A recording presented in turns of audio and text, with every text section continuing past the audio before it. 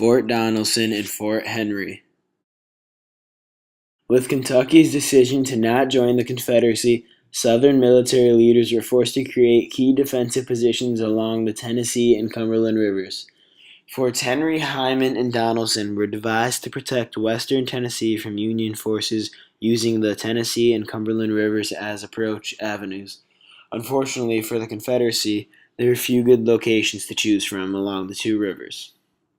Henry Halleck approved Brigadier General Ulysses S. Grant's plan to move swiftly to attack Fort Henry before Confederate reinforcements could arrive.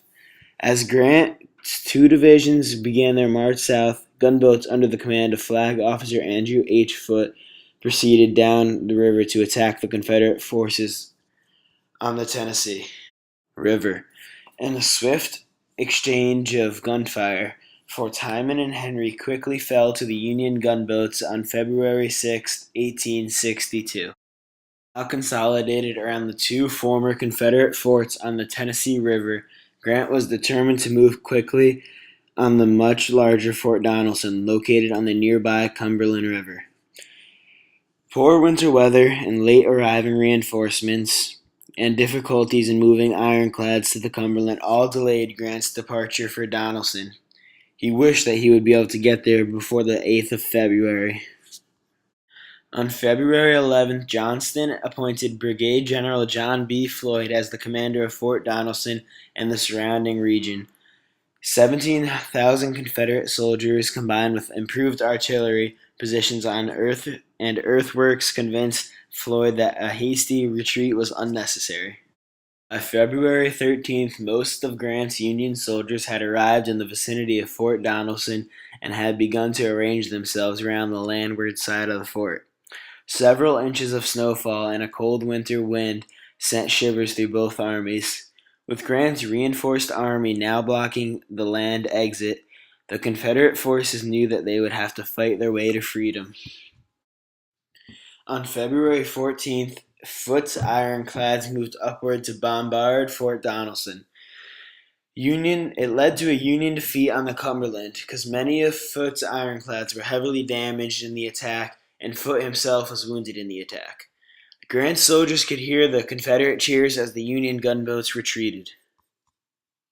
With Grant now making a new extended plan, the Confederate leaders had also devised a new plan to move all the forces they could to the Union right and to force an open path of escape. Early on the morning of February 15th, the Confederate assault struck the Union right and drove it back from its positions on Dudley's Hill. Brigadier General John McClellan's division attempted to reform their lines, but the ongoing rebel attacks stopped them from doing that. Disaster loomed for the Union Army. But in what would become the most oddest and most improbable acts on any Civil War battlefield, Confederate Brigadier Gideon Pillow, sensing a complete victory over the Union forces, ordered the attacking force back to their earthworks, thereby abandoning its hard-fought gains of the morning.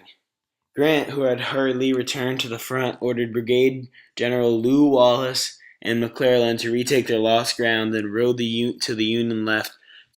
The only thing that was stopping Smith's division was the onset of darkness.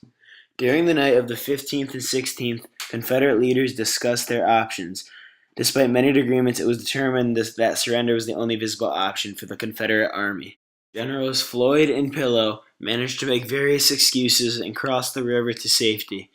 With the Union attack poised to strike Fort Donelson, the Federal soldiers were surprised to see white flags flying above the Confederate earthworks. Brigadier General Simon B. Buckner, now left in command, met with Ulysses S. Grant to determine the terms of surrender. Buckner, who was hoping for generous terms from his old West Point friend, was disappointed to get Grant's response. Grant's response was, "No terms except unconditional and immediate surrender can be accepted. I propose to move immediately upon your works." The great Union victory at Fort Donelson and Grant's uncompromising demand brought an avalanche of acclaim to the brigade general from Point Pleasant. The end.